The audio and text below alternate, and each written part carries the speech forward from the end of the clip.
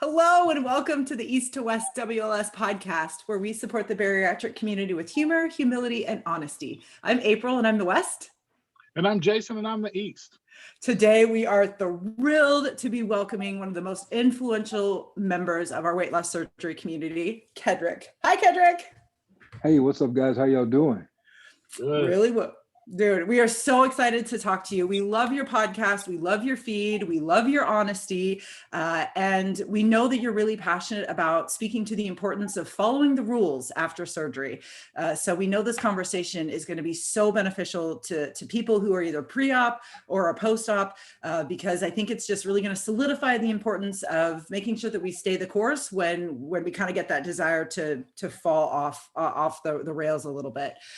So before I open it up, Kedric, to you, just to introduce yourself, I want to let our listeners know that if podcasting is not your favorite way of learning, you can pop over to our YouTube channel.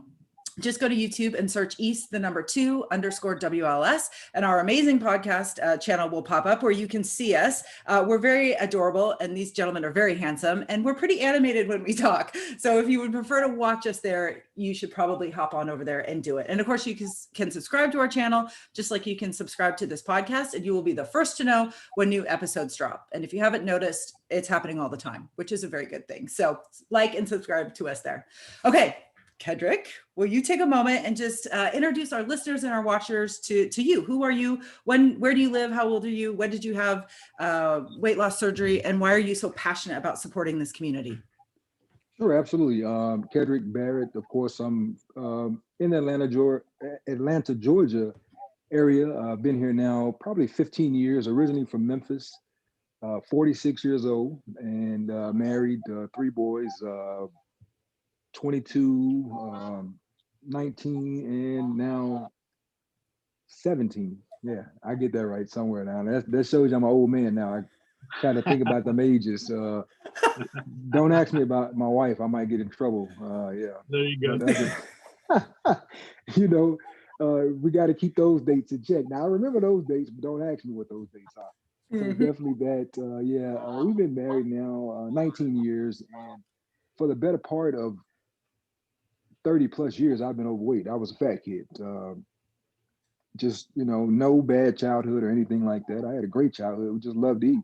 I just come from a family where cooking was everything, and we did everything with food.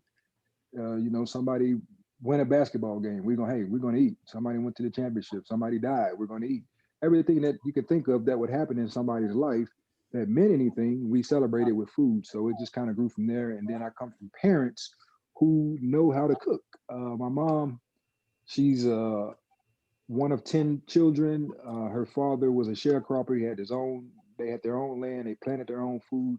My grandmother was a great cook. She taught my mom how to cook. So that passed on. And then you got to think about it. They're used to cooking for a large number of people. So when you learn to cook in bulk, you tend to do that all the time. So my mom, she was a cook. So then my dad, he took on a second career after getting hurt on a job. He ended up couldn't go back to that job. So part of the settlement, they said they would send him to school. So he decided to go to culinary school. Keep in mind, I'm still a teenager. He goes to culinary school. So now I got the best of both worlds. I got a chef, a trained chef in the house, and then my mom, who's just a country girl who can cook. So yeah, that's just the story of my life. And, I learned how to cook myself, and it just kind of went from there. Well, hearing your history, I think, is going to resonate with a lot of people. I come from a family with women who love to cook and are good at it, and where food was a part of just everyday life. And like you said, anything happens, you eat, you celebrate with food, right? And it's a way that our families have kind of learned to show love and affection and appreciation. So it's really hard to separate those two when it becomes something that's not so healthy, right? Something that's grounded and rooted in love and family and affection, all of a sudden gets to the point where now it's damaging to our health. And that's really hard to overcome, and it's hard to battle back against. Absolutely. Oh, yeah. Wow. It definitely is. Oh, okay. Well, I'm super, super excited about this conversation. You guys ready to dive in? Let's jump into it. Let's do it. All right. So Kedric, tell us a little bit more about yourself. What do you do in your professional life? What do you enjoy in your personal life? Kind of what makes you you, or how did you end up where you are here today? Okay. Yeah. Oh, and I forgot to mention I had VSG surgery Oh in yeah, April of 2019. I forgot all about that. I'm sorry. it's all And good. it's been 20 months, almost 2 years. I'll be almost 2 years post-op. And so far to date, I have lost about 225 pounds. So yeah, I've Holy shit. a whopping 225 pounds. So they just go. I was 461 pounds at my heaviest, and yeah, here we are. This is where I am. Yeah. So outside of that, profession-wise, um, I work here in the Georgia film industry. I'm part of the Teamsters local union 728. In Okay. that union, I do transportation. So I'm part of the transportation, the Teamsters union. Go Teamsters. Yep. We supply whatever it moves on movie sets or television sets, whatever moves, transportation does it. But primarily, I have kind of found my niche. I drive anything. I can drive anything from 18 wheelers to trucks, you name it, SUVs, limousines, whatever. But I kind of found my niche as I've been a cash driver mainly. I mainly deal with cash, and I pick them up from wherever they are, whether they're at a rental house here or hotels or whatever. Bring them to set. I'm responsible for them, whatever they need, to get where they need to be, and then taking them back home. So most recently, I just finished a show right before Thanksgiving, and I was working on the Genius Nat Geo. They have a series called Genius, and Yes. this season for Genius, they're doing Aretha Franklin. Oh wow. And yeah, Cynthia Erivo is playing Aretha Franklin, and I was her personal driver for this show, and it was great. Met a lot of great people. Courtney Vance is in it. Pauletta Washington, who's Denzel Washington's wife, she's in it. Ti, bunch of different people that are in this movie. David Cross is in it. I think you probably know him from Alvin and the Chipmunks and a bunch of other Uh-huh. stuff. Funny guy, really funny guy. Just a bunch of people are in it, and it just kind of goes through a little bit of Aretha Franklin's history. So that's kind of what I do in a nutshell. I mean, I'm at work a lot when I'm at work because we could be on set anywhere from 10 to some. I've been on set as long as 21 hours a day. Oh my God. But Dang. I'm not physically working. I'm pretty much not doing anything. My wife says it's the laziest job I've ever had in the world. And yeah, it attributed to once I started doing this about almost 5 years ago. And I think I probably gained another 60 pounds doing it and this is why I'm kind of tying into what I do, because there they have to take care of you pretty much. So while you're there, they're going to feed you. And when I say they feed you, oh man, they feed you. There's catering. Outside of catering, they have what they call crafty, who does snacks in between catering meals. Oh my But God. those snacks are really meals. I'll just put it to you like this. And then crafty also would have what they call the crafty trailer. On this trailer, it's like a mobile store. Any and everything that you can think of is in this trailer, from snacks to food. You can go in there and make a sandwich. But I will say this: there are healthy options, so you don't have an excuse. You don't have to eat the bad stuff. But at that time, I was eating all the bad stuff. So I would go in there and grab a pocket full of Snickers, Twinkies, ho hos, you name it. I come out there like I came out of the store, and I go load up in my vehicle, whatever I'm driving, and I'm watching. They're filming, and I'm watching Netflix, and I got my feet kicked up, and I'm gaining all this weight. So I was already overweight. So jumping into the movie industry just helped me put on more and more and more pounds, and it just got to a point to where my livelihood was at stake, my mobility was getting pretty bad, and my health problems, my conditions were increasing, and it was just spiraling out of control because I was no longer an active, really considered to be active worker because I just drove. And when I brought the person, whoever I had, from point A to point B, I'm sitting there chilling until they're done. So yeah, it just got to be crazy. Well, and I would imagine too, it's not like, your job is to be ready at any moment for that person, right, to drive those people around. So it isn't like you could have necessarily, gone to the gym or done something active or moved your body. Your job was just to sit there and be ready for that. So Absolutely. not only were you around all of this delicious food, but your job is literally to be sedentary and just to be at the ready, which is it's a very necessary job. But yeah, when you combine those two things, that is kind of a recipe for disaster. Absolutely. Oh, yeah, it was horrible for me. Well, Well, yeah. and at the same time, you can also anybody that's listening, watching this, anybody that's been where we've been pre-op, ain't nobody going in there grabbing bananas and shit when you got trays full of the good stuff sitting there and it's at the ready for whatever you want to Hell grab. Nobody no, grabbing a banana man. and an orange. We're going straight for all the good stuff because it's there in abundance and you don't want it to go to waste. So why not? Why the hell not? Man, I'm grabbing Cokes, candy. All Yeah. I was a huge candy freak ever since I was a kid. No, I knew about all the candies and shit when they was getting ready to drop. Skittles, all the hard candies, now latest blow pops, all of that shit. So, and all this stuff is on here. Lemon heads, you name it, all the hood Yeah. candy is what I call it. They got and then this is the kicker. If they don't have what you're looking for, then you tell the person that's there, hey, look, I'm looking for this. It'll be there in the next 2 or 3 hours because they're going to make it. They go to Sam's or Costco sometimes twice a day. So they'll go and get it for you. You have got to be shitting me. Oh my God. They'll enable you. Oh my Man, God. yeah. Okay, so I have to ask you this. So you knew that your weight was ballooning. You knew that you were becoming, like you said, an inactive, person on the job and just in your life.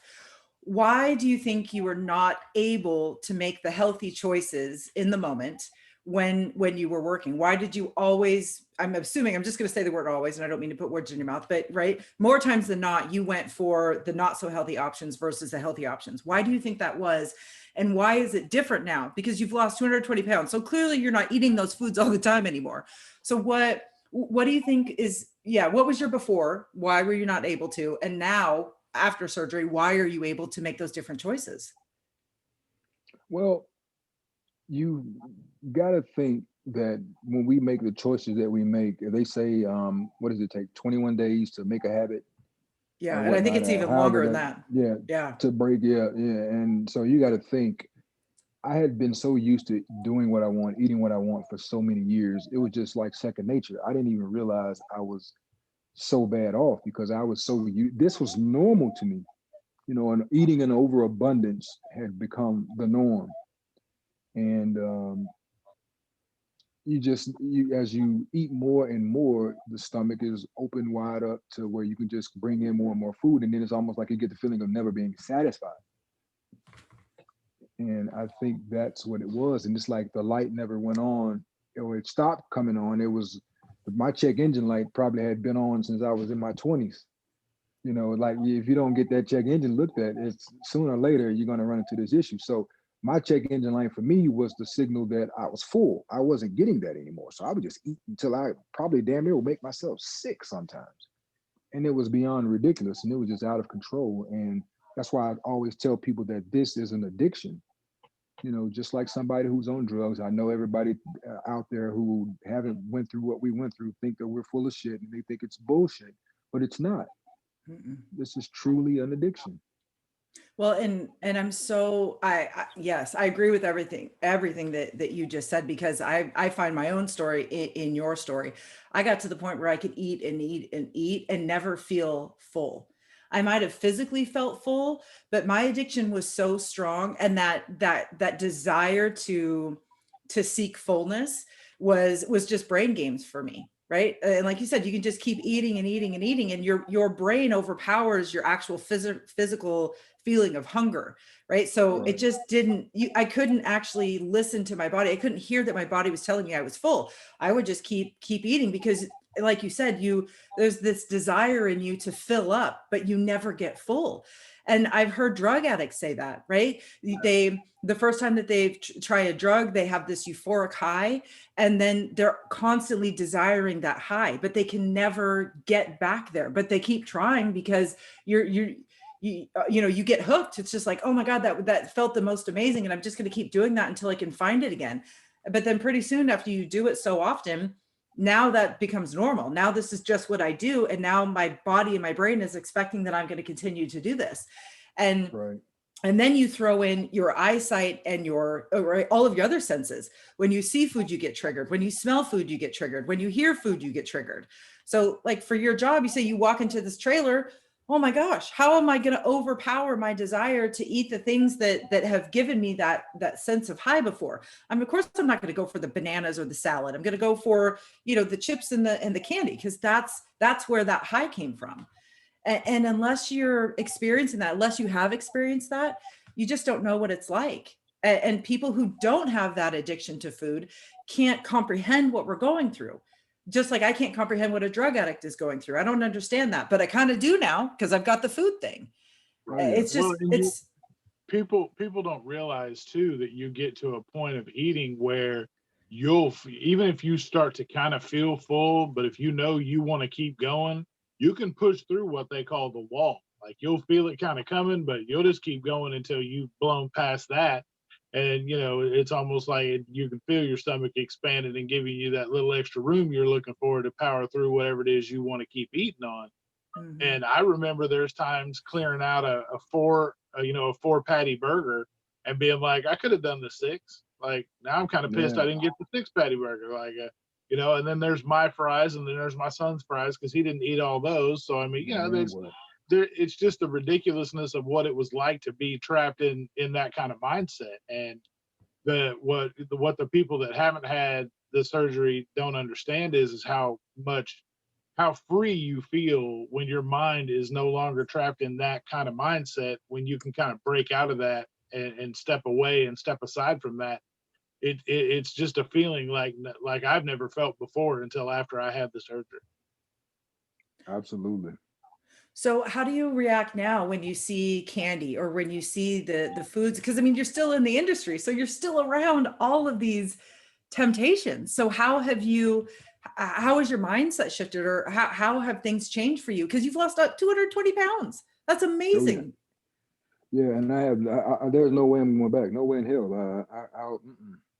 I can't. I'm enjoying the life that I have now, and I feel so much better. I haven't felt this good in 30 years, I know. So now, like pandemic wise, we were shut down from March. I think I went back late September to finish the show that I was working. And when I went back, and most of the people there had already, you get to be family with a lot of people. And the crew that I work with, they all know my situation because they knew me prior to the surgery. And I ended up having surgery. I was in the middle of a show in 2019. So I was with this same crew. So they kind of know what to expect and know how to be around me. But now as far as catering goes, I would go by, see what they have. And, you can fix your plate and it's up to you what you put on it. So I've already trained myself how to eat and I know what to eat. And then even snack wise, if I do a snack, the people that were in Crafty, especially on this show, they were so great with it. The 2 ladies there were such sweethearts. They knew my situation, and like if they ordered out, so if they ordered, so sometimes they would cook a lot of the snacks, but sometimes they would order out. So if they would order out, then like say for instance they had Jersey Mike's, they would order Jersey Mike subs. So they would get the bowl for me as opposed to getting the bread. Or if they would get like the chicken salad or something and set that, instead of putting it on the bread, put the chicken salad in another bowl for me by itself with just, the protein. And same thing with if they were cooking something or they would just cook something specifically for me that I could eat. And they knew I couldn't eat a lot. So it would be, I would come up and I would get my little small portion and it was good, so they were great. I will say that people, if you let people know what your circumstances are, you'd be surprised how accommodating they would be to you. And I know a lot of us in the community kind of tend to want to shy away from telling people what our circumstances and situations are because, I guess, I don't know, some people just don't, I tell it to anybody who want to hear, hey, I had weight loss surgery. I don't give a shit what you think. Right. But when you open your mouth and you let people know what's going on, you'll find out that there are more people for you than there are against you. Those few people that are against you, they don't have any bearing or weight to do with what's going on with you anyway. They're just going to be the naysayers who sit in the corner who talk shit about everybody. Right. You bring up such a powerful reason for sharing our stories. And I think, people are going to know, people, if you work with them, you're going to so drastically transform. They know that something's up. And, unlike any other addiction out there, we really can't hide our addiction to food because of our size. But I think when people see you change so rapidly and they see kind of the real you coming out again, they're so excited for you and they're so happy for you that I think they're motivated to be a part of your new future, right? They're motivated to be a part of your solution or your problem solving. They don't want to do things that will hinder or be bad for you. They really genuinely want to help you because they're so excited and proud, and they're just, they see you doing something so monumental. They see you overcoming something, right? Everybody loves a champion. Everybody loves the person who perseveres. And we are actually a physical embodiment of that. And they're physically watching our transformation unfold before their very eyes. And most people really want to be a part of that. That's inspiring to them. Well, and the amount of people that say, well, I didn't want to tell anybody because I didn't think anybody would support the decision, or I don't really know how anybody's going to feel about it. I've figured out that I had more people tell me they were worried about me and my physical health before I had surgery. And now they breathe so much easier knowing that I'm getting healthier and that I'm better than I was, that they never said to me when I was 468 pounds. Like I'm carrying myself around, and I look at the old pictures and videos and I'm like, how could y'all not say anything? Like, y'all see me struggling. Like, you could damn near see the chocolate milk in my veins while I'm talking to you. And, blood types gravy and shit. And y'all just don't say anything. Y'all are just like, hey, what's up? Tons of fun. How you doing? And I'm like, y'all can't just at least be like, dude, you're big as shit. Like, I'm going to need you to calm it down.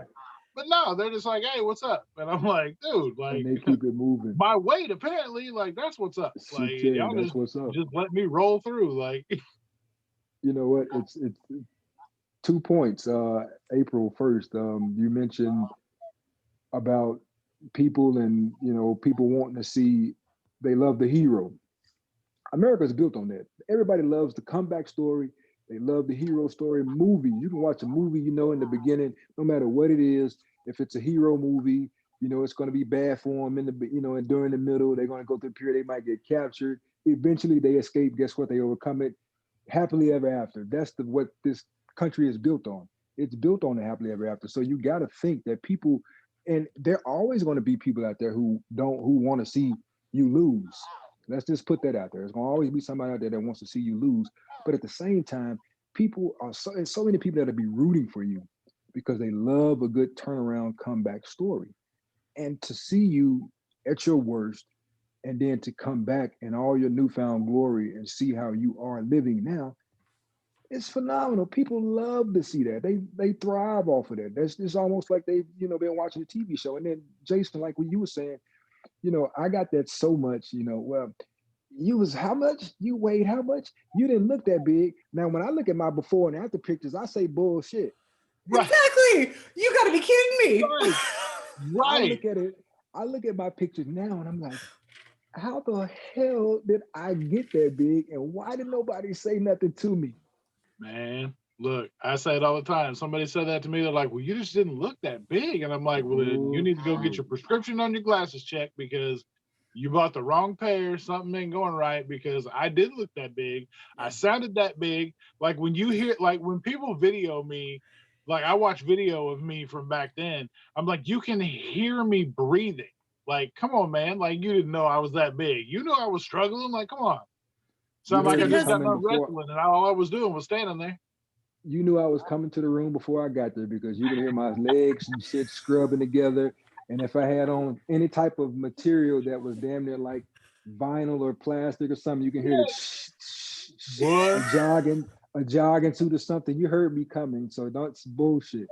Couldn't wear corduroys, you just start a damn fire. Oh, and then hell, you'd burn the crotch out to some bitches. They would be just smooth as shit, the crotch in your pants because your thighs is rubbing together. Man, don't get me started on that. Hey, right. They used to, when I was a kid, my grandmother used to laugh. She's like, man, you got teeth in between your thighs because you get them damn holes and shit they would wear out from from walking and scrub your legs and scrub together so much. You got big ass holes in your pants, man. Yes. Please. Yes. I have never heard that before, and I am dead. Oh my God. Oh my God. Yes. Yes, sir. You know, and I think we've all experienced that. And I've talked with my friends and my family about it. In fact, I had the opportunity, I recorded with my girlfriends, and I just asked them, like, why the hell did you not say something to me? And I think what it really comes down to is that those people really only saw the true us, right? They loved us for who we were and what we contributed to the world and our personality. And they were able to look beyond the size. And it's almost like this lens of love, right? And we hear this when talking about addiction and all kinds of things, but people can love you to death. And it's true. They love you, right? They love your soul. They love what you're made of, your values, your beliefs, you know, your all of these things. And I think what makes the decision of weight loss surgery so difficult for so many people is that a lot of us really love who we are. And we're very much afraid that weight loss surgery is going to change that. And we're not willing to give this up. And why would we? Because so many people in our lives love us, even though we're 3, 4, 5, 600 pounds. And it's very scary to think or to be worried that, oh my God, I'm really going to change. But I don't know about you guys, but you know, I'm 17 or 18 months out. I'm 120 pounds down. There is not an ounce of my core, of my soul, that has changed after weight loss surgery, right? The package has changed. My look has changed. But if anything, the parts of my identity that were killing me have taken a back seat, and the parts of my identity that are truly me just have more space to shine and to come out. And it's a gift and a curse, I think, of weight loss surgery. It's a curse because it prevents us from making the decision to have it, I think, for so many years. And it's a gift once we finally are released from that worry, right? Or that concern, right? Because I think you guys can say the same thing. You guys haven't changed as a person, who you are. No, right? absolutely not. No, just your look has. I think you kind of look at it like with animals. You know, you got certain animals that shed, you know, going into a new season. For lack of better analogy, I'm not a snake, but I would use a snake. You know, a snake still it will shed its skin. You'll see it sometimes in your yard. If you're walking in the woods, you'll see the shell of what was them, and they got new skin. But that snake is still a snake. Don't make a damn difference that he shed that skin. He's still a damn snake. Same thing with me. I might have shed 30 years worth of snake skin because it wasn't just that little, you know, snake just gonna be a little bit of skin. I had 225 pounds of snake skin to get rid of, but I'm still cared. I'm not a snake though. I can be if you cross me, but hey, you know. I love that analogy. So, okay, so I got to ask you, we've been asking everybody that we've been interviewing lately, did you believe with 100% certainty that weight loss surgery would work for you before your procedure? Nope, absolutely not. I had jumped through so many hoops, not necessarily for this surgery. I'm just saying in general, period, trying to lose the weight. And everything I did, I failed at it miserably to no avail.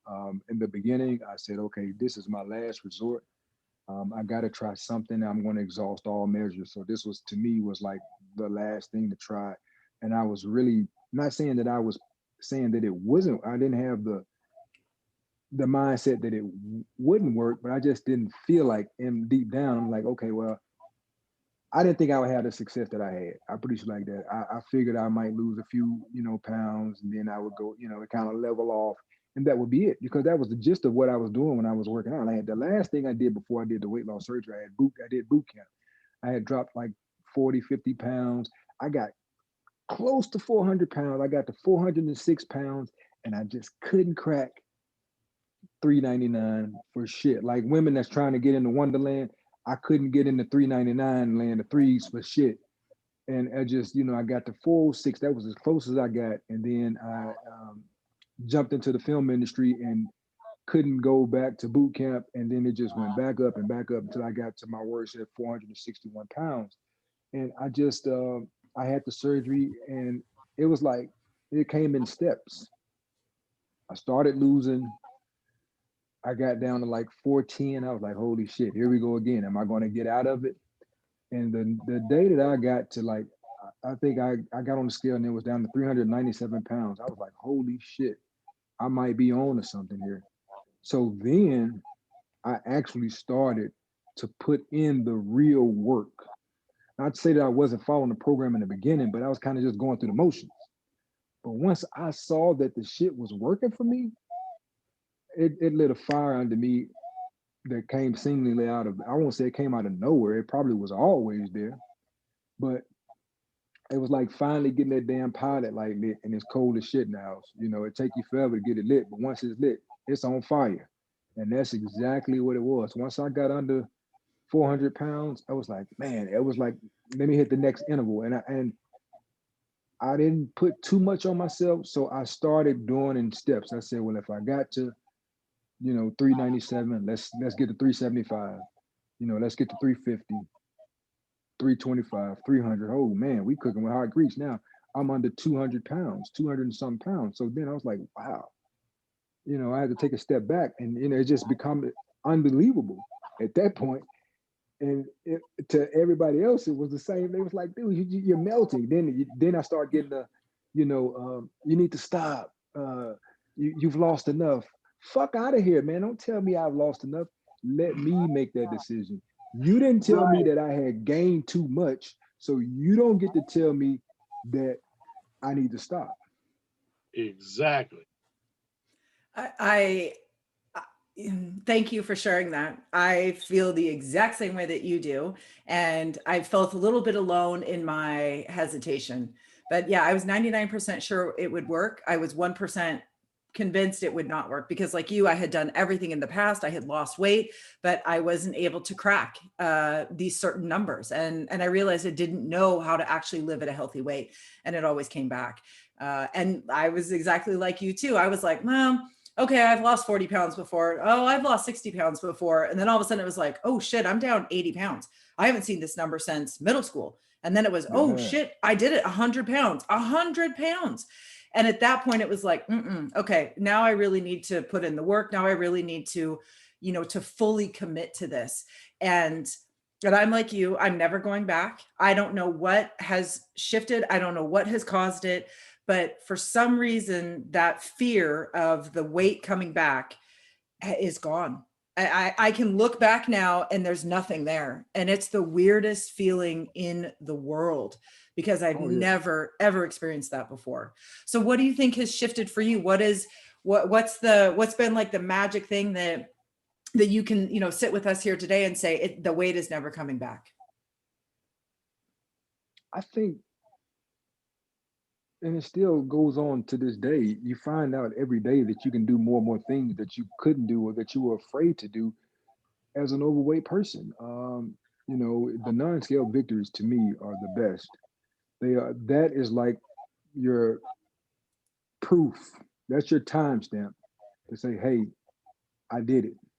When you're starting to be able to, and Jason, you can attest to this. Women, you guys, they give you a little bit more grace. It's almost like when you go into department stores and the malls and stuff like that, they only want to see a certain size person to come in there.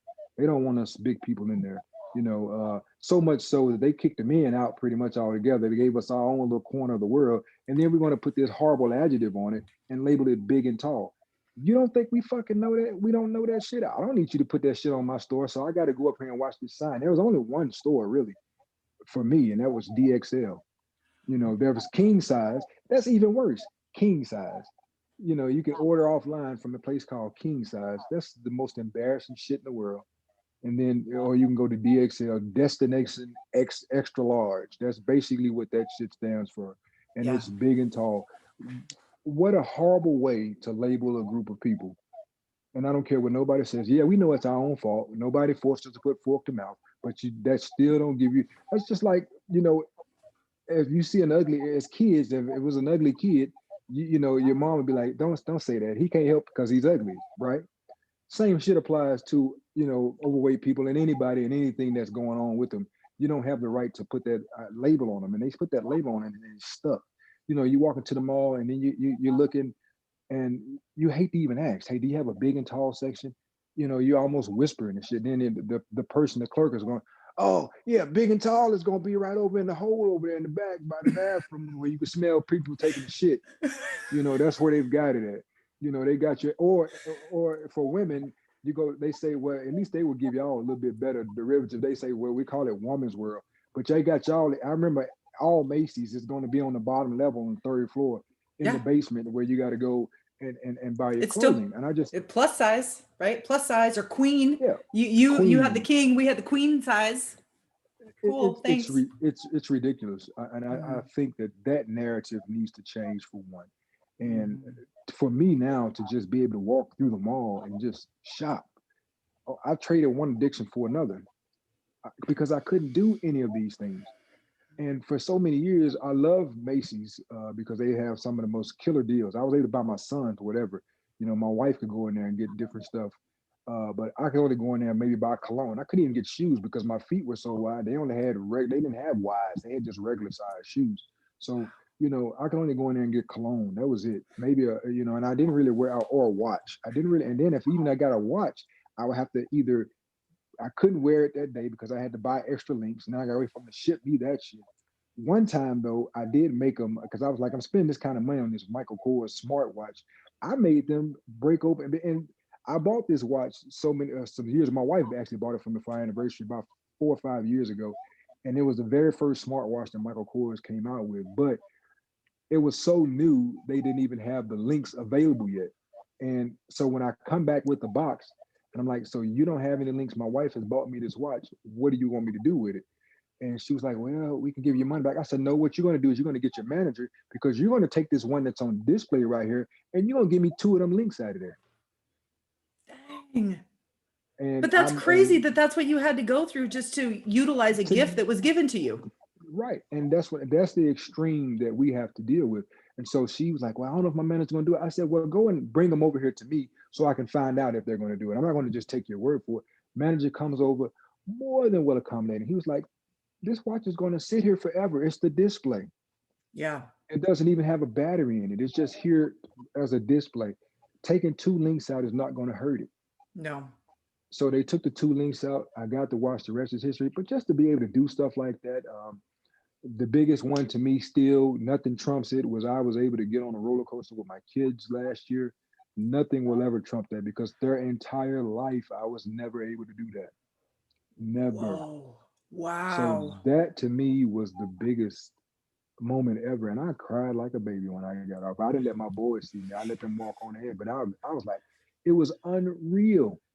And I got on it. I was able to fit. And about 30 seconds into it, I said, this is the biggest mistake I've ever made. I am too old for this shit. And as we're going all the way up, I was on the Georgia Scorcher at Six Flags. And as we're going up, and I'm looking at, and I see all these loop-de-loops and shit. I was like, holy shit. And it went, those were the longest 90 seconds, and I was screaming like a bitch. And yeah, I had a ball. It was a lot of fun though. It was fun. No, Well, that's those are amazing times, and I know, I echo exactly what you're talking about with the big and tall store because I actually used to work at DXL before it was DXL when it was Casual Mail, but Casual it was meal. Casual Mail Big and Tall, and I was an Yeah. assistant manager there before I was big, so that was the worst part. Is I couldn't even fit the stuff that I would wear. I would buy like 2XLTs and stuff like that because I was tall, I'm long bodied, so that stuff fit. But looking back at it now, going through, I remember looking at people that would come in and buy like 60, 58 and 60 pants. And I'm like, damn, like, I don't understand how that happens. And then cut Man, to 15 years later, and my ass is in a 58 pant. And I'm like, that's how it happens. dude, Okay, I get it. But you could take luckily, that. in that time frame, the the choices to buy clothes at that store had greatly improved Oh because yeah. back Yeah. then the shit wasn't nothing but polyester pants and banded bottom polos. Oh, it was horrible. Those shirts I hated with a passion. I would wear t-shirts before I would wear those ugly ass banded bottom polo shirts. And I got up to a 58 pants too, and I got a pair of them upstairs that I keep just to let me know. And I got I put them on, and I got both legs in one leg. And I mean, hell, about the, you know, a pair of drapes. It can be a tarp. If something was to happen to the roof, I can put it on top of the roof. They, you know, they big as shit. That's why I'm like, how the fuck was I not? Did you say I didn't look that big? Do you see these pants? I mean, the belt, I can use it to, if we get down into a ditch and they don't have any rope in that, I can take off my fucking belt and they can pull the damn car up. I mean, come on, man. That's just. Yeah. Oh Yeah. yeah. No, I went through the same thing. I kept a pair of shorts. I had a pair of pants for a while, but now I've kept a pair of shorts and a golf shirt that I had, not only to remember just the size frame of it, but to remember that alone, just the fact that the shorts and the shirt together were $130 for one single outfit of a damn Reebok golf shirt and a pair of Reebok golf shorts. And that's the worst thing in the world because they tax us to death. And I don't believe that. They act like it took a whole cow to make those fucking pants. You know, they say, Right. well, it costs for more material. No, come on, man. I mean, and you know, from working in DXL, you know, they stepped into some luxury brands, and those luxury brands were very, very, very expensive. It would be high. It would be costly. You know, you can go in there and buy a Ralph Lauren. You get one shirt out of from Ralph Lauren. It'd be either $98.50 or $125. I know those for a prices polo. old too well. For a polo or a button up. Yeah, it's ridiculous. And I remember, what's funny is I remember saying the same things to these people back in 1997 when I worked there. I was like, look, people don't want to wear this shit.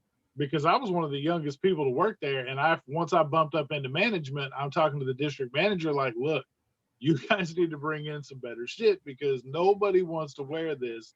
You got kids coming in here every single night looking for stuff that are teenagers, and they're not going to wear brown polyester ass pants and a banded bottom polo. And I was telling them at the time, I'm like, you need to get some Echo in here. You need to get Polo in here. You need to get Tommy in here. And they're like, can you imagine the price point on that stuff? And I'm like, I can, but I promise you they will buy it because they want to look like everybody else. That you just said the magic word. I want to look like everybody else. They got this one brand in there that's their house brand. It's Harbor Bay. I call it Horrible Bay. I call that one up. Horrible Bay because the pants were, you know, they weren't hip. They were just regular old plain ass jeans. You know, for a while, that's all they had. Now you could find some Levi's in there. You might get some Levi's. You know, that would be about the gist of it. You might get some Levi's. Then all of a sudden they started getting in some more of the urban brands, like you said, the Echo. They got some Tommy in. What was the other brand, Jason, that they had that was their brand, but it was a more hip brand? The jeans. Now I did have a few pair of those jeans. I can't. They ended up with. They went with True Religion. Was one of the ones they went with. Yeah, but the prices on that have got to be astronomical. I mean, a pair of regular True Religions are $200-300. So if you're buying them in the plus size or the bigger, and that's ridiculous. That's like a fat tax. It's obesity tax, right? And that's a hidden cost that you have to pay just because you're larger, which is wrong on so many levels. It's totally wrong. The prices are exorbitant. It's through the roof. It's unreal. The shoes, they had, you know, they would have the ugly shoes, and then they would have the good shoes. And the good shoes, I mean, they would have the Kohans. Oh my God, Kohan makes a nice shoe. But Kohan, but now I will say Kohan for regular people is expensive too. It's the same price. Yes. But yeah, you're gonna pay $160, $165 unless you catch them on sale. You're gonna spend a grip for some Kohans. Well, and as Jason, he and I were talking about it on an earlier podcast episode, you know, it's one thing. So if a brand is, you know, it has awoken to this tax that they're putting on people unfairly, and they charge the same price no matter what size it is, the issue then becomes your size means that product is going to deteriorate at a much faster rate. So Jason was talking about, you know, how he's going through, you know, 10 pairs of shoes a year because he kept blowing out the shoe. So even though he was paying, you know, $200 for these shoes that were made for him, he'd go through them once a month. And it's just another way that our size really dictates the quality of our life and even our financial health, because we're moving through products at a much faster rate than other people. So not only is your weight keeping you back in physical senses, it's keeping you back in financial ways as well that you don't even think about. You just don't realize the scope of impact that our heavier weight has on our lives until we're no longer that size, until we can sit back and go, oh my God, I didn't even realize this, and this. Yeah, the economic impact is unreal.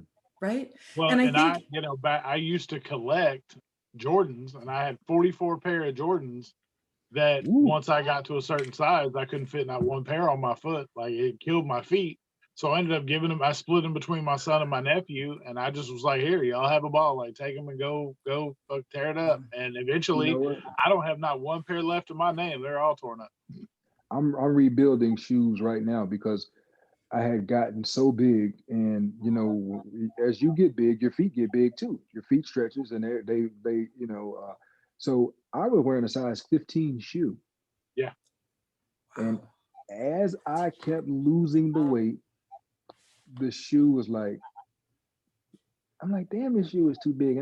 But I got measured before, and it said I was like 14 and a half, right at a 15, right? mhm. So as I'm chugging along, time goes by, I get out to 220 pounds, and I'm like, you know, I had a pair of running shoes that I bought, and just me saying that in the same breath as me talking is ridiculous for one, because running and Kedric didn't mix. There was Right. no running. I mean, you know, what I considered running was if I was trying to beat somebody to the counter at the fast food restaurant so I could get my food first. That shit don't count either, because that was at a slow walk, slow Right. speed walk. That's a But yeah, show. I had a pair of, yeah. So I got these running shoes early on, and they were a size 15. And as I kept losing the weight, they were like too damn big. And I thought maybe they was just too wide, but they was a regular shoe. And so I went back, and so I tried on a 14. I'm like, damn, this is too big too in the shoes. I had bought a Jordan. It's funny you mentioned I bought the ones. The ones already seemed like they kind of run big anyway. And so my feet started looking like boats. And you know, the kids was laughing. They like, Dad, your shoes are too damn big. You know, they're too big. So I ended up back in a 13, what I was in high school. Wow. 2 sizes. So I got all these shoes. But no, luckily though, one of my boys, my middle son, who's 6'7", he wears a 15. So I was able to give him some of those shoes. I sold some of them because I spent a lot of money, like you, Jason. I spent a lot of money on some of these shoes. So I sold some of them. I still got some in the closet that I just haven't let go of yet. My son is trying to get them from me. I'm like, man, I got to sell these. Let me see if I can make some money off of them first, because I spent too much money on these damn Nikes. And I'm just, you know, finding as I get older, I said, well, maybe I need to settle more into the shoes that I'm, you know, comfortable wearing, because even now that I bought a pair of the ones again, the 13s, those Jordans, and it's like you put them on and like, damn, they fit kind of tight. But even skinny people have that problem where these certain shoes, they just fit, you know, unless you just got that small, narrow ass foot, you're gonna Yeah, still have a few issues. the midsoles on the ones run so narrow that it really doesn't matter. Like you said, unless you've Jason, got like an A wide foot, because I know I'm yeah. still rocking an E at least.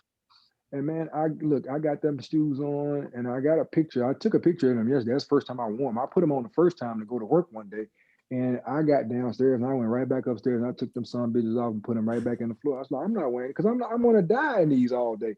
Yep. And so now me and my wife were joking, and we were in we had went to Nordstrom Rack because they, and you know, you think Nordstrom, you think it's ridiculously priced, but they got this store Nordstrom Rack here, and it's cheap as shit. And I went in there and we was like looking at shoes. I'm like, who knew? So I'm like, they got all the good stuff, Cole Haans, you name it, but they're not at the $160 price. Some of them like 50, 60 bucks. So I said, I'm from now on, you know, I'm going to stop trying to go for the flashy look, and I'm going to start acting my age, and I'm just going to buy. I still want some, you know, nice trendy shoes, but I got to have them for comfort now. You know, I'm too old to be walking around here with my feet hurting and shit, trying to look all good and some Jordans. I ain't buying no more damn Jordans. That's You know, that's why I'm going back to, I got to get me one pair of 11s and I need a pair of 5s. Those are the two most comfortable pair. I got married the in 11. Did I you? got married in 11s, and the 5s are still my favorites. So I still got to rock at least one pair of each of those, and then I'll go back to for the comfort. My dad never bought those shoes. He said, I'm not buying nobody's shoes for no. And back then they were like 125 bucks when I was in school. And I had got me a little part-time job. and I bought my first pair, and my dad was like, "You a fool." They had came in a little box. They came in. I bought the Jordan 3s, Yeah. Jason. I had the True Blues, and Yep. I bought them a few years ago before I had the surgery when they released them again, and I got them in a 15. They in my closet right now. I don't have the heart to depart with them because that was my first pair No. that I bought myself, and I gotta find them again in 13. But those were the most comfortable with me, and those were the best ones to me. And I got those ones that I just got, but I can't get rid of them 15 True Blues, man. I, Those are my favorites. I don't blame you. I used to have to go around and collect money from I had to collect money from my mom's parents, my mom, my dad, and my dad's parents, and then I could go buy a pair. Man, my dad was like, I refuse it, but he was like, I can buy you these zips over here. You can get these zips. You know, that's in my price range that I'm willing to buy. Yes. I'm like, Pops, you don't understand. You know, you heard the song about what the Fresh Prince parents don't understand. That was Yes. real. Kids would rag you to no end if you didn't come in with the fly gear on. At Yep. least you got to have it. Even if they just the bottom of the barrel Nikes, they got to at least say Nike. You can't come in with Pro Wings or the No. Payless shoes, the MA100s. You just couldn't come in with those. And my dad was like, "Nah, B, if you better get you a job." So I went and found me a job because I refused to go to school and get talked about, mainly because I was probably one of the kids that was talking about other kids. But that's a whole nother story. But in my defense, guys, I was a fat kid. So guess what? I got picked on a lot. So I had to develop a tough skin. And it was either I was going to be go home with my feelings hurt, crying about it all the time, or I learned the gift of gab and I got swift at the tongue. And I learned that I could use words that would pierce your soul and it would get you off me. And like now, people are always telling me when I put those disclaimers in the captions and stuff like that, and somebody was like, man, somebody inboxed me. I won't say who it was. They was like, man, you ain't got no chill. You don't know how to stop, do you? I don't, because it would be so many people saying fat kid, fat this, fat ass this, fat ass that. I had to go for the jugular because I felt like if I hit you where it hurt immediately, you would stop. And I got into a lot of fights because most of the time it ended up going back to their mothers. And don't let me have seen your mom for real and she's got some flaws. Oh my God, it was open season. And I'm still like that today. It shaped who I am. It did. It just shaped who I was. Well, and the thing that Jason and I, we appreciate a lot of things about you, but the thing that stands out to he and I the most is that you have got no time for people that want to come at you with judgment or questioning how and why you're going about your weight loss surgery recovery. And I know that one of the things that you are most passionate about speaking to is following your doctor's orders, because I know that was how you got to a successful place. And what we were talking about earlier before we started recording, you absolutely need to follow what they are telling you to do for you to lose the weight. But once you have gotten to that healthy weight for yourself, and once you have kind of understood your relationship or your addiction to food, things are going to look different, and they can look different, and they should look different, right? So like you were saying the other day, you posted something about sweet potato pie, and just today you were posting about the Philly cheesesteaks, right? That you were making. And people have this idea that you're going to have to live like an alien for the rest of your life after weight loss surgery because so much is off the table. And that's just absolutely not the case at all. So will you kind of speak to this? Will you, tell us about why you're so passionate about, about sticking to what your doctor says, and so passionate about calling people out on their judgments for how you're choosing to live after weight loss surgery? Oh, absolutely. I just feel like I'll speak to both, but first I'll start with being a stickler for following my doctor's plan. I felt like if I was going to invest this much time, my insurance required me to do 6 months, 6 months of dietitian visits, doctor visits. I had to go through a battery test, psych evaluation, the whole nine. If I was going to go through all of this to get to this point, and then I have a successful surgery, and I wake up and get off this table, then I'm going to go out here and try my best to do what I'm supposed to do. My doctor, he gave me this binder. I'm sure everybody gets either a binder, a booklet, or a notebook, or whatever they give you. I call it the Bible. It's a Bible for us. And, I learned a long time ago an acronym for Bible was basic instructions before leaving Earth. Tie it to this whole thing.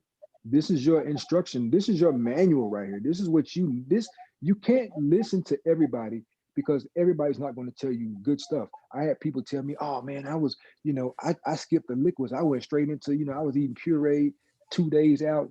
I didn't listen to any of that. I listened to my nutritionist. One, if I had any questions, I called my nutritionist. And if I couldn't get her, I called my doctor. And my doctor would always find me the answer. I bugged them to no end. And the biggest takeaway from me, and me and my doctor had this conversation. We had many conversations before I got to the table. And he said, the biggest thing that you're going to do that you're not going to like, because I know you do it right now, is eating and drinking at the same time. And I know some people do it. That you can do it now. Absolutely, you can. You probably could have do it back before, even so many people get so many months post-op. To each his own. I don't judge anybody for doing it, but I won't ever do it again. And he said he doesn't do it, and he's not even overweight. There's a science behind it. The science behind it is if you're eating and drinking at the same time, your stomach expands with liquids. So if you're eating food, you're bringing in solid foods and liquids. Guess what? It's got to settle before it goes through the plumbing to get to where it needs to go. So while it's settling, guess what? Your stomach is going to expand. And that allows you to eat more and more food. So that's how I got to be in the position that I'm in, because I would go to a restaurant. It would be nothing for me to have 5 Cokes. I get a Coke and I got 4 or 5 refills while I'm sitting here eating. I'm at a Mexican restaurant. I didn't sat here and ate, queso and chips first, a big bowl of queso and chips with beef in it. Then the next thing you know, I've got the platter that comes with 2 enchiladas, probably tamale, which was my favorite, and a big ass taco, plus rice and beans. And to wash it all down, I've had 4 or 5 refills. So doing that, you cause your stomach to expand. So back to what I was saying, my doctor said 15 minutes before a meal, and then 30 minutes after a meal. So if I've had water or something before a meal, I gotta wait 15 minutes because I need this to go, let it run through the plumbing. And then after the meal, wait 30 minutes because I need for this food to go ahead and run its course. So then I can come behind and then drink. And I thought that was the stupidest thing in the world that he could have ever said, because I'm like, how the hell? Because I'm going to be thirsty. I'm eating hot food, but I'm going to be thirsty. He said, Kedric, I know it sounds crazy, but you got to do this in order to succeed in my program. And he told me, he said, I don't do do-overs. He was like, you will not come back in here and get a revision from me. Period. Oh, Wow. And he was like, he said, that's my only disclaimer. I don't do revisions. And he was like, because I feel like I'm giving you this tool, and and it's not knocking anybody that's had to do it. I understand things happen, but in his mind, he said that you abuse yourself and you didn't put yourself in the right position. You didn't properly educate yourself. You didn't take it seriously to get it done. I mean, to do it and go about it the right way. So at this point, I'm like, and he wasn't a jerk about it. This is the greatest guy in the world. I'm gonna shout him out, Dr. Christopher Hart, Atlanta Bariatrics, his whole team. I had never been into a doctor's office where everybody is happy to be there. I thought it was bullshit when I walked in there the first time. I'm not gonna lie to you. I get there, they're so welcoming. They take me around because the first time you got to go and meet everybody. You got to meet the dietitian, you got to meet the insurance people, everybody there. Everybody that worked in this guy's office is happy as shit. And I hadn't even got to the doctor yet. I'm like, what the fuck, man? It's just some type of Jim Jones game or something, what is Drinking this the cult Kool-Aid. shit? Everybody drinking this Kool-Aid. This some bullshit. So then I make it to the doctor. He comes in, his bedside manner is great. And first thing he told me, he said, man, you know what? He said, I know you're scared. I said, yeah, I'm scared. He's like, he said, you should be. He said, but I got the easy part. You got the hard part. I was like, how so? He was like, I'm going to get you through the surgery. You're going to wake up. He said, you got to do the work after the fact. And after that, I was like, wow, he left me with a lot of food for thought. And so I said, if I make it through this process, the 6 months, I make it to get approved for the surgery. I jumped through every hoop, hurdle, whatever they told me to do. I made it. I said, you know what? I got to do this. I can't fail. I got my family. And that was another thing too. That was the biggest thing for me, is to have the other 4 people that, are my immediate family looking back at me. And like, they've watched me fail so many times.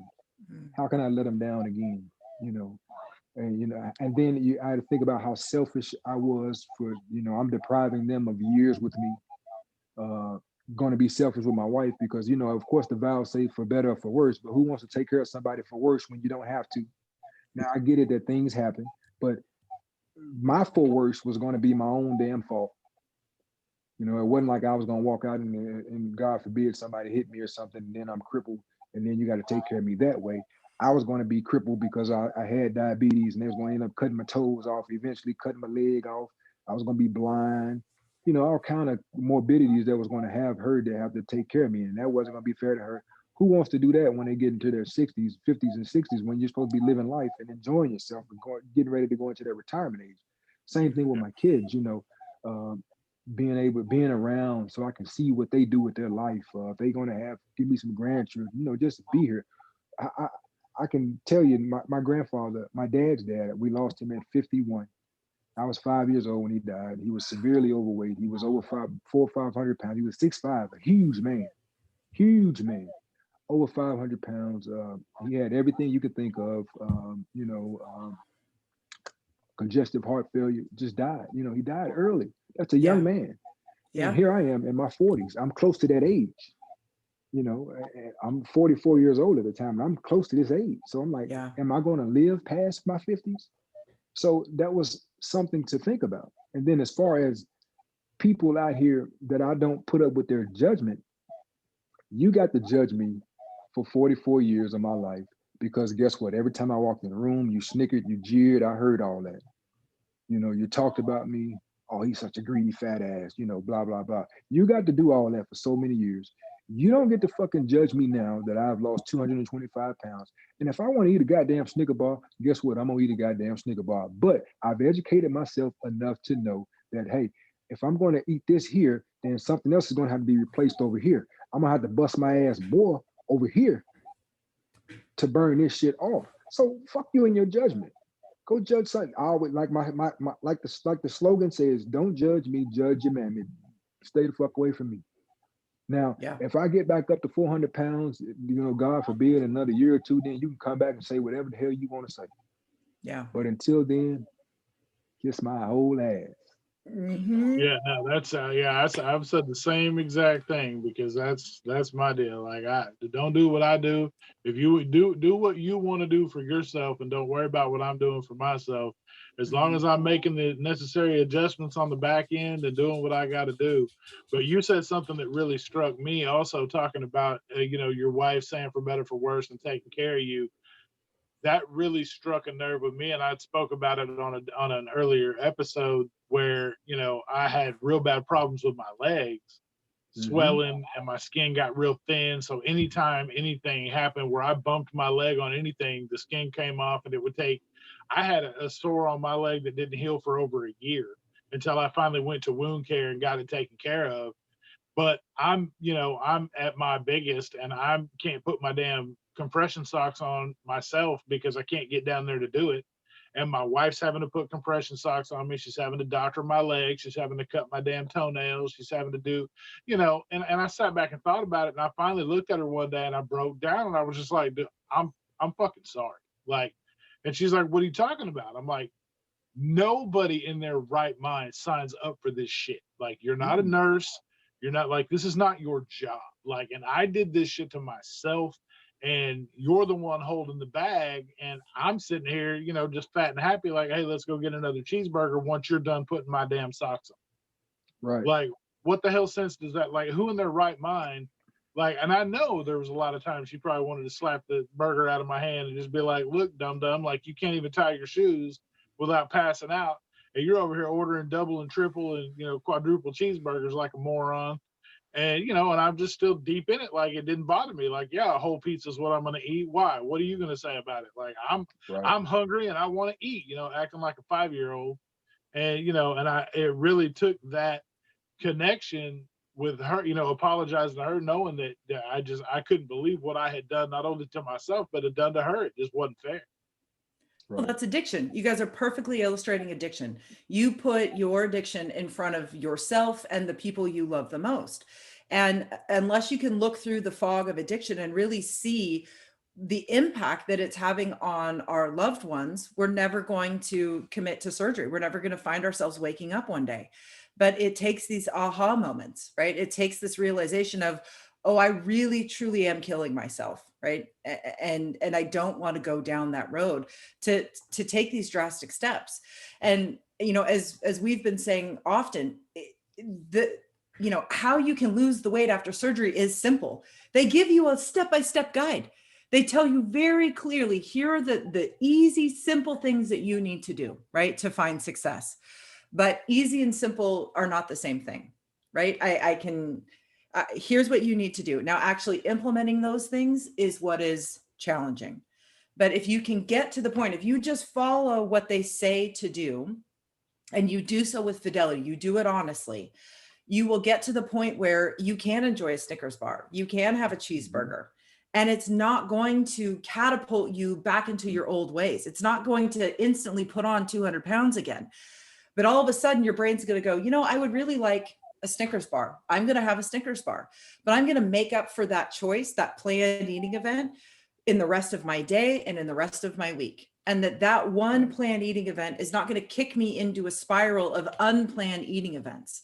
The three of us can sit here and say, no, if I choose to have a cheeseburger, it's not going to mean I'm going to eat a cheeseburger now every day for the rest of my life. It's going to mean I'm going to enjoy that. And then I'm going to move on, and I'm going to make healthy, nutritious decisions for the rest of my day and for the rest of my week. That's what I think is missing. And I know it's hard for me, Jason, I've been talking about it. It's hard for us to share some things that we eat that would be considered contraband to people in our community, right? But the magic word is contraband. Right, contraband. And it's not contraband, but it's also because Jason and I and you feel. Yeah. Right? Yeah, it's how you feel. You're sneaking in like, oh, I'm not supposed to eat this. It's contraband. Right? Yeah. But it isn't. It's a part of who we are, and it's a part of our experience. And I shouldn't feel bad for eating something that I've planned in my day. But I'm so afraid to share that because, is that going to kick somebody off into their addiction? Right? Are they going to see me eating it and think that, I can eat that every day? It's like, oh God, how do we tell people that when you get to this place in your recovery, it's really pretty kick-ass, because I can have a cheeseburger, I can have a Snickers bar, I can have some Cheetos. It doesn't mean that I'm going to go back. I'm not the same person that I was before surgery, right? How do I show people that? And I think what you do, Kedric, is so powerful because you figured out how to show people that. You figured out how to let people know, hey, look, I can enjoy a Philly cheesesteak. Here's how I do it. Here's how I've made it for myself. Here's how I make it for my family. But don't confuse this. Don't think that this is how I eat every single day. You need to know that this is what I'm choosing to eat for this one singular meal. But let me show you the rest of my day. Let me show you the rest of my week. Let me show you the rest of my life, because it doesn't look like this every single day. And that's powerful. That's what's making a difference in people's lives. Absolutely. And you can't deprive yourself of things, because I know so many people that do it. Oh, I don't do this. I don't eat this. And now there are certain things that I just don't eat anymore. I mean, like I don't do sodas at all, period. I don't do those because they're not good for me. I haven't had a Coke in 2 years almost. Well, it's been 2 years. It's been about 2 years since I've had a Coke, stuff like that. Breads. I mean, I do, a little bit of bread here and there, but you got to think when we're eating now, and like you mentioned that cheeseburger, it's not like I can go out here and eat a double patty cheeseburger. I might get a smidgen of it. And if it's on bread, I'm really going to eat that much less of it because it's going to expand in the stomach anyway. So it's like, that's why I always tell people this is nowhere near being the easy way out, because planning out your meals and what you're going to eat. And I talked about this with somebody yesterday. It's almost like I want to be able to maximize all the food that I can get in my small stomach, and I got to be picky because I know I can eat more of this and it's still going to be about the same as if I eat this. So that's where the strategy comes in. That's where the hard work comes in, because now you're coming from a person that used to be able to eat a 15-piece wings with a side of fries with no problem at all. And I still have that mindset to this day. 2 years later, I still have the same mindset. I get pissed. I would be lying if I say I didn't. I get pissed on a regular basis, sometimes daily, because I'm sitting here like I'm knowing it's about to be time for me to eat because I'm hungry. but I'm not going to be able to eat all that I think I should be able to eat in my mind. That would, Yeah. so that is some of the things, the issues that we have to deal with. And this is for life. If I'm going to stay on track, this is for life. I can get so frustrated and I can just let myself go. God forbid, and I can just keep binging until I keep dumping until I just stretch my stomach back out. Who wants to go through that? For one, who would want to make themselves sick that many times to even stretch the stomach out to begin with? That to me is ridiculous. And so like you were saying, April, about eating different things, it's all about looking at serving sizes, learning how to read labels. I had to learn how to read labels. You can have those chips, but it don't mean eat the whole damn bag. Turn around on the back, it'll tell you how much a serving size is and how many calories it is. And your stomach is going to tell you if you can hold even that whole serving size. Yes. Yes. Simple as that. Yes. Yes. What you're just, this is the work of weight loss surgery, right? People think that this is easy. It's like, well, you're just going to want to eat less, or you just eat less. Well, yeah, that's the tool. But the work of weight loss surgery is really thinking critically about what we're choosing to eat and making the healthy, nutritious decisions 99% of the time, right? And battling these thoughts in our brains that never go away, right? Right. That's the work. But I got to ask you, and I think I already know your answer. Which work would you rather do? The work that you're doing today or the work that you were doing 3 years ago before surgery? Oh, easily the work that I'm doing today. The work, because the work that I was doing before surgery wasn't work. It was counterproductive. It wasn't conducive to anything. It Yeah. was making, I would be miserable. I would eat. I would feel good about the food that tasted good going down my throat, but the end result was I'm in misery. I'm sitting here. Mhm. I ate so much to where my blood pressure is through the roof. I'm sitting here swimming in the head. Scared to go to sleep because I don't know if I'm gonna wake up. But I ate good. Who wants that? I don't want that shit anymore. Damn No. that. I'll take this frustration of not being able to be in that position before I take that position. And then, hell, I can fit in my car. Now, shit, I like that. I can get in my damn car and I have to let the seat all the way back. I actually have to move my seat up some. People can ride behind me now and don't be mad. The only drawback though is if I ride with somebody else, I no longer have the free pass to ride in the front. Being the big Yeah. guy, it was That's automatic. true. Oh, kid got to get in the front seat. He's got Uh-huh. shotgun automatically. Now, Uh-huh. get your ass in the back. All these Mhm. years we've been riding behind you, and you got the seat all the Mhm. way back. Now it's time for you to get some of that punishment back. That's the only drawback. I mean, but I'll take that any day of the week. Because I tell you what, we were moving, and one of my sons was with me, and we were taking back the moving truck. And this is another thing. This past summer we moved, and I'll never do it again. I was really feeling myself. I found out how old I was when we moved, and we had been hiring movers for years. I told my wife because it was kind of one of those things where the people that we were going to use was falling through, and I couldn't find anybody. And she was like, "Well, we can just wait till another week." I was like, "Nah, the boys, my oldest son, he's coming, he's in town, so we can all do it together. We can do it with the boys." And she's like, "What?" I was like, "I've lost the weight. I can move, man." No, ain't After that, nobody's built I for think that. Nope. I found out the hard way how old I was, one, and then I'm not built for that shit. But the biggest non-scale victory that came from that, we took the truck back, me and my youngest son, and we had to get an Uber back to the old house. And normally when I call Uber or Lyft, I'm always getting the XL because I want to make sure I can fit. I didn't even think to push any button. I just hit the button because I'm ready to go. I'm tired. The guy pulls up in a Prius, no lie.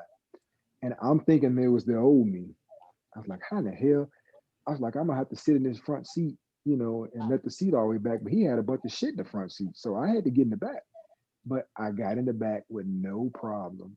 I had leg room and I was comfy as shit. And I couldn't believe it. I said, I'm in a damn Prius. Don't mean I'm gonna go out and buy one. Let's not get crazy now. Let's not, Yeah, let's let's not go not get overboard. crazy. I'm still, a Wow. tall guy, so I'm not going to buy no shit like that. But just to know that you can fit and go Yeah. to a restaurant and not have to, wonder, that whole game because that was like, man, that was the worst fear in the world. You're on pins and needles. Everybody's looking at you like, is he Mhm. gonna fit when we get to this booth? And it's the most embarrassing thing in the world is to get there and then realize, you know, oh, my stomach can't get in here. Then they got to take us to a table and everybody's watching. You got to take this walk of shame. That's one of the worst feelings in the world, is being on Yeah, that's what I had talked about that before, about the whole having to go in and say, you know, we need a table, no booth, and you know, Yeah. you have to wait the extra time if there's a waiting list. But now to be able to go in and just say first available was amazing to me, because I had tried it to fit in a booth. You know, one day my wife was like, "You want to try it?" And the apprehension I felt, I was like, hell no, I don't want to try it. I was like, what the hell? I was like, why would I want to try that? Like, I know what's going to happen. And she was like, dude, Right. no, you don't. She's like, go try. I slid right in there and had room. And she was like, see? And I'm like, oh, I mean, I guess, yeah, that's cool. But you just don't know. And you know what? I think probably one of the last straws for me, Valentine's Day, before I made the decision to go have the surgery. What is the name of this? I can't even think of the name. Oh, the Melting Pot Fondue Restaurant. My wife wanted to go. We'd never been. All these years we'd never been. So I made reservations on Valentine's Day to take her. We get there. I couldn't fit in the booth. Well, that's all they have, right? Well, that's what I thought. Then they was like, well, you can just kind of sit over here by the bar. We got regular tables by the bar, and they still got the fondue at those tables. But we get over there and there's like this large party with like 10 kids, and it was not romantic at all. And you know, she's sitting across from me at this table instead of us sitting by each other, and we're supposed to do this whole fondue experience. It was ruined. And I felt so bad for her, because she was like, you know, this wasn't romantic at all. It sucked. You know, she didn't say it, but I know that's how she felt. Yeah. You know, so you got to think about what you do to people when you put yourself into that position. So now I'll take this work any day. I'll just, and then the last part about that is that, yeah, I get frustrated because I can't eat and consume like I used to. But the good part about it is I'll be hungry again in a few hours. So I'll be able to eat again. Oh, look at that. There's always a silver lining. Always a silver lining. It's the Chinese food effect. You give it an hour and a half and you'll be ready to go again. I'm ready to go, baby. Oh my gosh. Kedric, we cannot thank you enough for your time today. We didn't even get to like half of the shit that we wanted to talk to you about, but hopefully that just means you'll come back again so we can continue this conversation. I definitely will. I enjoyed myself. I really did. Oh my goodness. If you do not follow Kedric, you absolutely have to. You can find him at Sleeved Believe the Hype on Instagram. And his podcast, you guys, is amazing. Absolutely amazing. So insightful, so real, honest, meaningful. It is absolutely worth every second of your listening time. So go find him on Instagram, find him on your podcast player app, and subscribe. Again, sir, we just thank you so much for your time. Thank you for your honesty. Thank you for what you put out into this community. You're one of our greatest sources of inspiration. And the reason that I really enjoy learning from you is because your experience is so different from mine. That's why I get so much from Jason, right? His male perspective helps me check my female perspective, and your male perspective helps me check my own perspective. So we very much appreciate that. Jason, you want to take us out? Yeah, man, we appreciate you again coming and being on the show. We can't wait to have you back again. It was fantastic.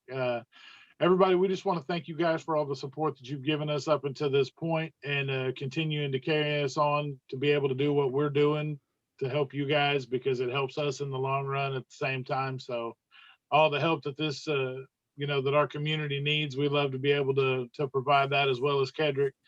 And we just really appreciate it. And just remember, at the end of the day, you've got this and we've got you, and we'll see you next time. Thanks, guys.